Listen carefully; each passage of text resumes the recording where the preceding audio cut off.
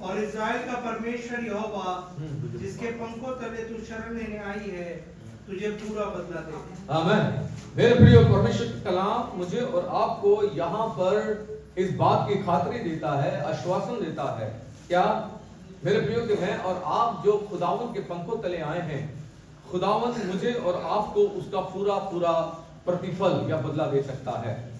रूत जिसके नाम का मतलब है मित्रता, सुनेगा, रूत जिसके बारे में हमने न जाने कितनी बार परमेश्वर के वचन को सुना है।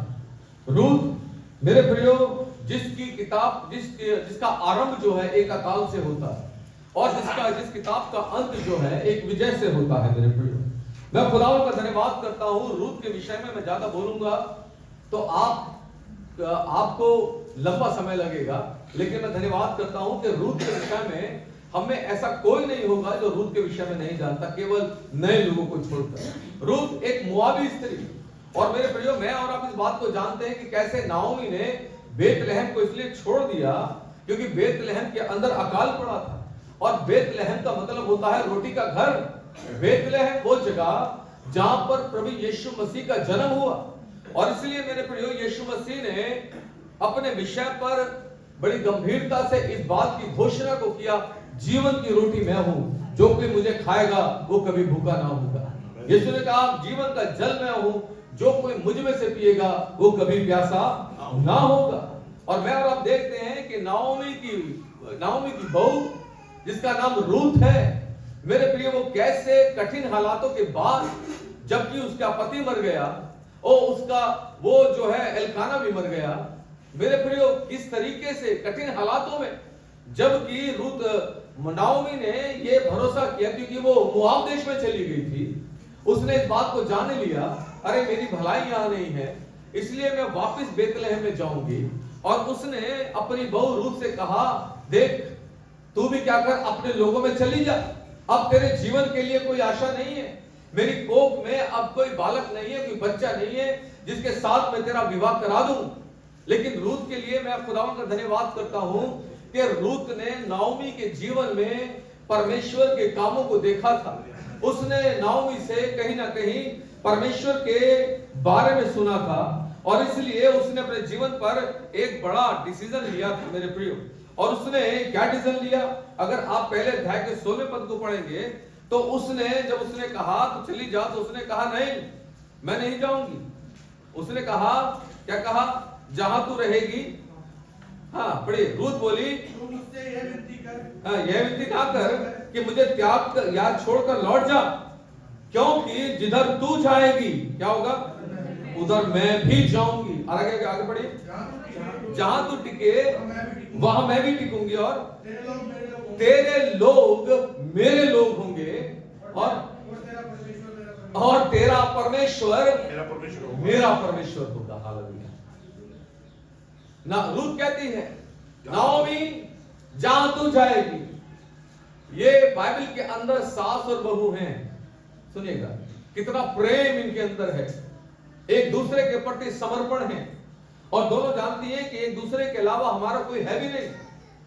नाओमी के पास, रूत के पास मौका है कि वह मोआब वापस अपने लोगों में चली जाए, लेकिन रूत एक डिसीजन लेती है।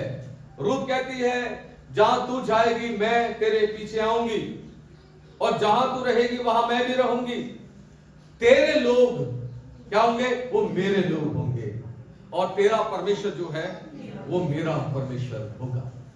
सुनिएगा, मैं परमेश्वर का धन्यवाद करता हूं जब मैं खुदावंद के अद्भुत कामों को उन साधारण लोगों के जीवन पर देखता हूं, जिनको देखना मेरे पे, जिनको कई लोग इग्नोर कर देते हैं। रूत एक मोआबी स्त्री, वो यहूदी नहीं, लेकिन तो भी वो मोआब को छोड़ करके नाओमी के पीछे पीछे बेतलहम में आई है, और बड़ी दृढ़ता के साथ आई है, और मेरे प्रिय बड़ी अभिलाषा से आई है, और अभिलाषा यह है कि तेरा परमेश्वर जो है वो मेरा भी परमेश्वर होगा। और ये बात इस बात को बताती है कि नाओमी के दिल में इज़राइल के परमेश्वर को जानने के लिए एक दृढ़ अभिलाषा है। सुनेगा, वो इज़राइल के परमेश्वर को जानना चाहती है। मोआब में आशा नहीं है मेरे प्रियो, लेकिन यहूदा में, बेतलहम में आशा है। हालेलुया। क्योंकि बेतलहम में मेरे प्रियो मकपेला है। मकपेला वो जगह जहां पर अब्राहम ने सारा को दफनाया था। मकपेला जो पुनरुत्थान का प्रतीक है। मेरे प्रियो, यहूदा के अंदर मेरे प्रियो बांज वृक्ष है। वो बांज वृक्ष जहां पर वो परमेश्वर के स्वर्गदूतों ने अब्राहम और सारा को प्रतिज्ञा दी थी, क्या कि तुम्हारा निज संतान, तुम्हारा निज पुत्र, जबकि दोनों के दोनों इस योग्य नहीं थे कि संतान को उत्पन्न कर पाते। और इसलिए इस बड़ी आशा में रूत ने अपने आप को सम्मिलित किया और परमेश्वर ने उसकी इस अभिलाषा को देखा, क्या कि ये मेरे बारे में जानने के लिए आई है। ओ, ये मुझसे प्रेम करती है।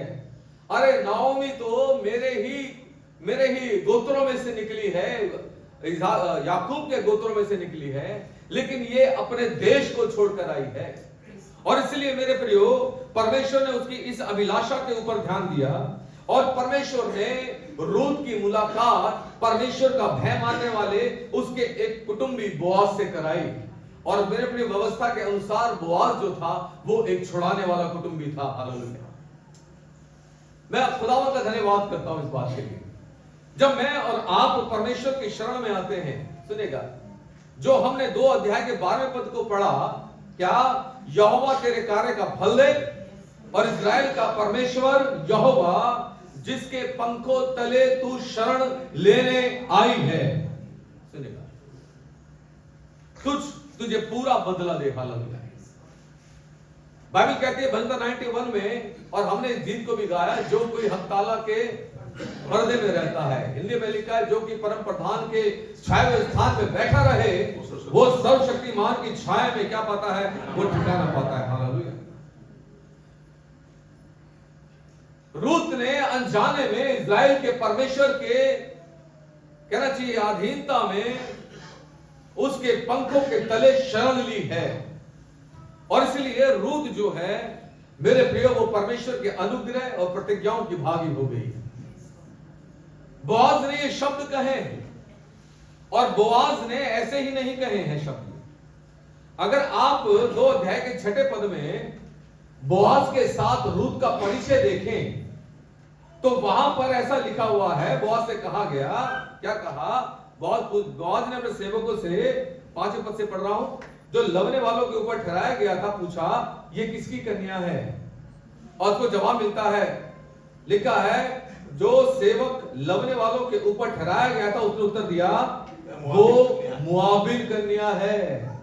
और मुआबिन का मतलब क्या होता है, मुआब का मतलब क्या होता है, श्रापित। मैंने आपको कई बार इस बारे में बताया है।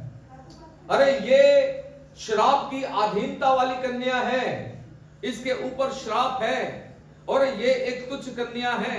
और आगे लिखा है, जो नाओमी के संग मोआब देश से आई है। और आगे बहुत सारी बातें आप पढ़ेंगे तो आपको यहां पता लगेगा, बहुत सारी बातें लिखी हैं। नाओमी का, रूत का परिचय क्या दिया गया, ये जो है मोआबिन है। और ये कैसे आई है, नाओमी के साथ बेथलेहम में आई है। ऐसा परिचय क्यों दिया गया है? बहुत सारे स्कॉलर्स हैं, बहुत सारे कमेंटेटर्स हैं। जब आप उनको अध्ययन करेंगे तो आपको पता लगेगा कि उस समय की परिस्थिति में रूत के स्वभाव, परमेश्वर के प्रति उसके प्रेम और नाओमी के लोगों के साथ उसका प्रभावशाली व्यवहार, मेरे प्रिय, उसका परिचय बन गया था। यहूदा के लोग, बेथलेहम के लोग नाओमी और रूत को देख करके आनंदित थे। जानते क्यों? क्योंकि वो देख रहे थे ये इजराइल के परमेश्वर यहोवा के पंखों तले आई है। ये इजराइल के परमेश्वर यहोवा को जानना चाहती है। इसके दिल में उसके लिए बड़ा प्रेम है। और जबकि ये यहूदी नहीं है, लेकिन तो भी इसके दिल में क्या है, बड़ा प्रेम है। और इसलिए ये परिचय उसको दिया गया। मैं खुदावंद का धन्यवाद करता हूं कि उसकी पहचान, मेरे प्रियो, उसके गुणों से बन गई। क्या गुण? कि ये इजराइल के परमेश्वर की खोजी है। मेरे प्रियो, याद रखिएगा, यदि कोई भी व्यक्ति या कोई भी विश्वासी, मेरे प्रियो, परमेश्वर के प्रति प्रेम में सच्चा होगा, मेरे प्रियो, और प्रभु को अधिक आत्मिक रूप से जानने के लिए स्वयं को या स्वयं का या अपनी स्वयं की किसी भी इच्छा का बलिदान करने के लिए तैयार रहेगा तो उसके लोग, उसके आसपास के लोग मेरे प्रियो उसको देखेंगे, उसकी बातों के ऊपर भी ध्यान देंगे। और मेरे प्रियो वो जहां भी जाएगा उसकी बातें परमेश्वर के सम्मुख में एक सुखदायक सुगंध के द्रव्य के समान, एक भाने वाले बलिदान के समान जो परमेश्वर को पसंद आएगा, ऐसी बातें हो जाती हैं। और इसलिए आप इस बात को देखते हो कि जहां कहीं प्रभु के लोग जाते हैं मेरे प्रिय, उनके पास संसारिक बातें करने के लिए नहीं है, वो परमेश्वर के वचन और आत्मा की बातों को करते हैं। संसार के लोग परमेश्वर के वचन और आत्मा की बातों से बोर हो जाते हैं। अरे हटाओ इनको यार, ये सुबह समय बोर करने लगे हैं, है ना। लेकिन वे लोग जो परमेश्वर के से प्यार करते हैं वो उन बातों को रिसीव करते हैं, वो उन बातों को बताते हैं, उन बातों को जीवन में लेते हैं, अपनी गवाहियों को शेयर करते हैं और परमेश्वर के नाम को महिमा देते हैं, दूसरों के विश्वास को बढ़ाने का कारण बन जाते हैं, दूसरों को प्रभु के पास लाने का कारण बन जाते हैं, उनकी निराशाओं में आशा देते हैं और उनको हौसला देते हैं और उनसे कहते हैं कि याद रखो, जिस परमेश्वर के ऊपर तुमने भरोसा किया है वो ना तो सोता है ना तो वो ऊँघता है, बल्कि तुम्हारे ऊपर अपनी दृष्टि को 24/7 लगा के रखता है। तुम्हारी समस्याएं छुपी नहीं है, तुम्हारे हालात छुपे नहीं है, वो सही समय पर तुम्हारे जीवन में काम करेगा। आमीन। मैं खुदावंद का धन्यवाद करता हूं इस बात के लिए। बोआज ने रूत की इसी बात के ऊपर ध्यान लगाया, है तो मुआविन लेकिन ये तो बड़ी व्यवहारिक है, परमेश्वर से प्रेम करने वाली है। अरे ये तो केवल वही सीला बीन रही है जो गिर जाता है और उसके व्यवहार को देख करके वो काटने वालों से कहता है, अरे जानबूझ करके थोड़ा गिरा भी दिया करो ताकि क्या करे, ये और बीन ले। उसने कहा किसी दूसरे के खेत में बीनने के लिए मत जाना। और मैं देखता हूं कि मेरे प्रियो, रूत का व्यवहार और परमेश्वर के साथ उसका प्रेम उसके लिए बहुत सारे रास्तों को खोल देता है। हालेलुया। और अगर आज मेरे प्रियो आपको लगता है कि आपके रास्ते बंद हैं, तो फिर अपने आप को जांचना पड़ेगा, क्या परमेश्वर के साथ मेरा प्रेम कम हो गया है या मैं परमेश्वर के साथ छाए हुए उस स्थान में नहीं हूं, या मैं उसके पंखों की शरण में या तले नहीं आया हूं। और अगर ऐसा है तो हमें खोजना पड़ेगा और एक बार फिर से अपने आप को तैयार करना पड़ेगा। हालेलुया। ओ रूत की भलाई, मेरे प्रिय, रूत का व्यवहार उसके जीवन में परमेश्वर की ओर से ना केवल दया का, कृपा का, बल्कि उसके आने वाले समय में भलाइयों का कारण बन गया। हालेलुया। हालेलुया। रूत का कैरेक्टर मुझे और आपको मेरे प्रिय उत्साहित करता है, क्योंकि बाइबल बताती है हमारा परमेश्वर कल, आज और युवन एक सा परमेश्वर है। अगर वो रूत के ऊपर दया कर सकता है तो वो आज मेरे और आपके ऊपर भी दया कर सकता है। हालेलुया।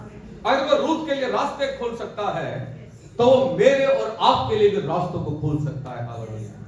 मैं धन्यवाद करता हूं मेरे प्रिय, परमेश्वर ने रूत के चरित्र की सुगंध के ऊपर ध्यान दिया।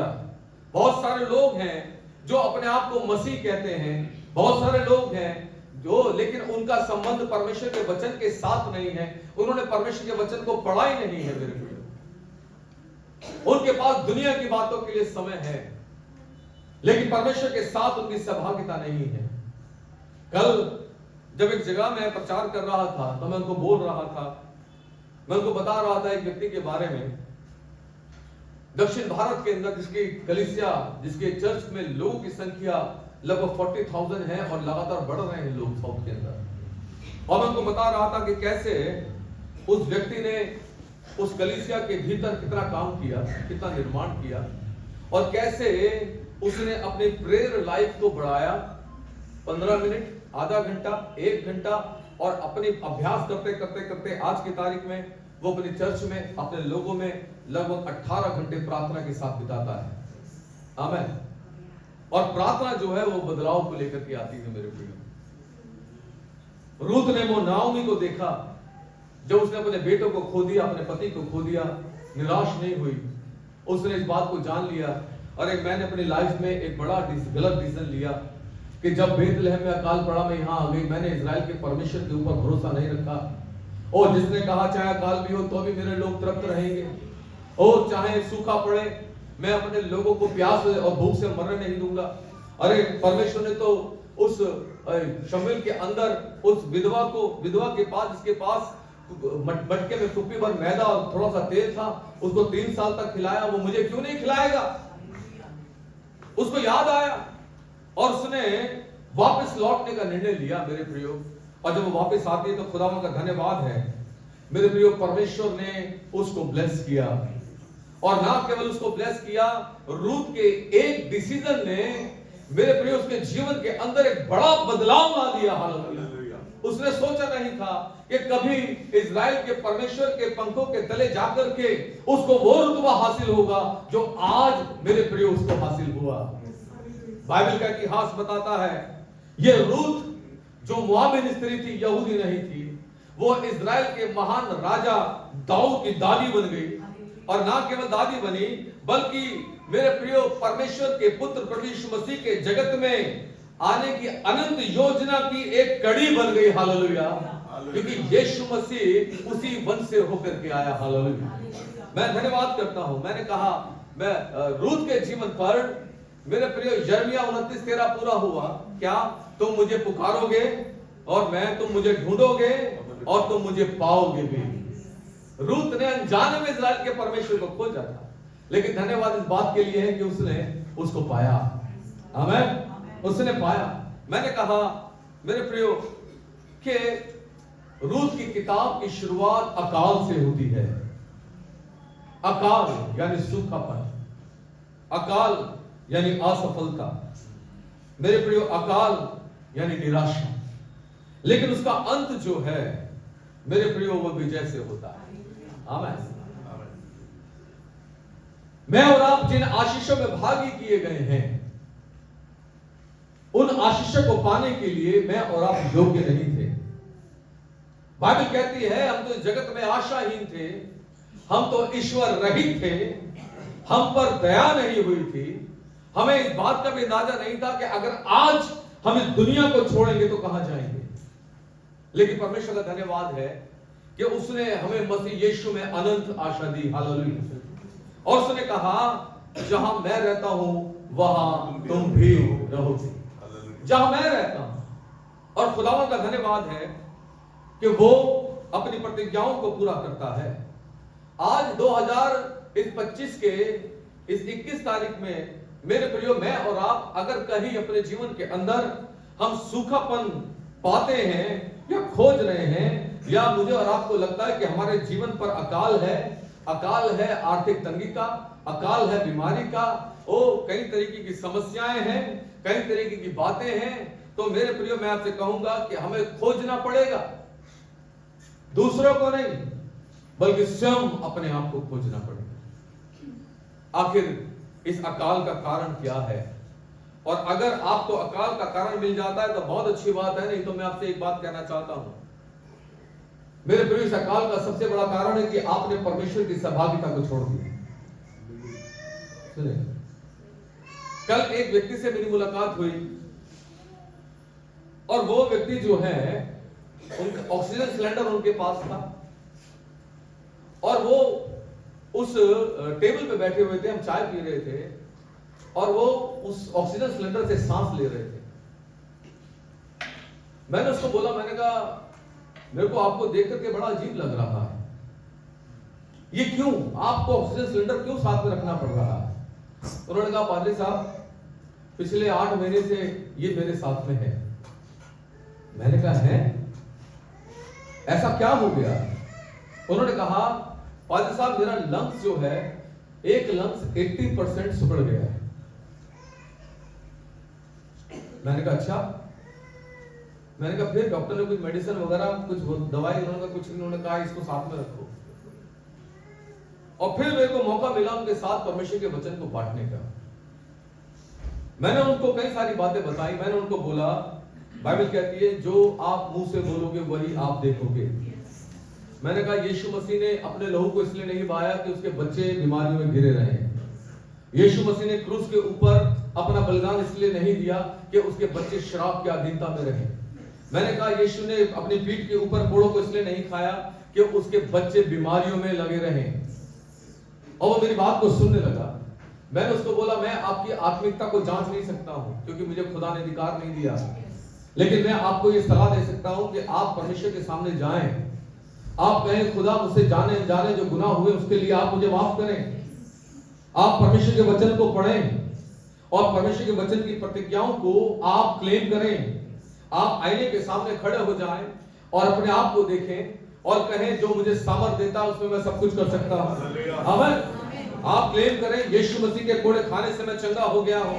आप क्लेम करें मेरी देह पवित्र आत्मा का मंदिर है और इस मंदिर के अंदर बीमारी का कोई स्थान नहीं है। आप कहें मेरे अंग अंग को यीशु ने बनाया है और वो अपने भंडार से मेरे भीतर एक नया फेफड़ा उत्पन्न कर सकता है। मैं धन्यवाद करता हूं परमेश्वर का। और वो बड़े ध्यान से मेरी बातों को सुनने लगा। कहने लगा पाल साहब मुझे ऐसा किसी ने नहीं समझाया। मैंने कहा शायद परमेश्वर ने इसलिए मुझे तुम्हारे पास बैठाया है कि मैं आपके साथ परमेश्वर के वचन को मानूं। ओ खुदावन हम तेरा शुक्र करते हैं। धन्य है इस्राएल का परमेश्वर यहोवा जो आश्चर्य कर्म करता है। हालेलुया। मैं धन्यवाद करता हूं आपके जीवन के इस सूखेपन का, इस अकाल का एक कारण और भी है क्योंकि आपने मेरे प्रियो परमेश्वर की सहभागिता को छोड़ दिया। आप संसारिकता में अधिक व्यस्त हो गए हैं। आपने प्रार्थना के समय में कटौती कर दी, आपने अपने दशमांश में कटौती करी, आपने अपने समय में कटौती करी और आप प्रभु के साथ नहीं चले। अब आपने अनाज्ञाकारिता की है। ओ मेरे प्रियो वजह कोई भी क्यों ना हो, लेकिन इस्राएल का परमेश्वर चाहता है कि आप में से कोई भी उस अकाल और सूखेपन की अवस्था में ना रहे। हालेलुया। और इसलिए जरूरी है मेरे प्रियो कि पश्चाताप के साथ हम परमेश्वर के पास आए, लोगों को दिखाने के लिए नहीं, लोगों को खुश करने के लिए नहीं, बल्कि आप एकांत में खुदावन के सामने घुटने टेकें। क्योंकि याद रखिए वो आपके हर एक पाप को क्षमा करने के योग्य है। आमीन। बाइबल कहती है तुम्हारे सारे पाप क्षमा करने के योग्य हैं एक को छोड़कर, और वो है पवित्र आत्मा के विरोध में। मेरे प्रियो अगर आप उसके पंखों तले आ जाएंगे तो मेरे प्रियो जैसा प्रतिफल रूत को मिला उससे कहीं गुना प्रतिफल मुझे और आपको भी मिल सकता है। हालेलुया। क्योंकि हमारा परमेश्वर पक्षपात नहीं करता है। हालेलुया। बल्कि बाइबल कहती है वो अपने शरणागतों की सुधि रखता है। आमीन। आमीन। प्रभु की ओर आइए, प्रभु के ऊपर भरोसा कीजिए क्योंकि वो हैं जो आपके जीवन पर अद्भुत कामों को कर सकते हैं। May God bless you. खुदा सारे ठंडेपन और मेरे प्रिय सूखेपन और अकाल को आपके जीवन से दूर करे। Praise the Lord. God bless you. खुदा आपको आशीष दे। आज छोटी प्रार्थना की तरफ हम जाएंगे अभिषेक के साथ। अभिषेक प्रार्थना में अगुवाई करेंगे।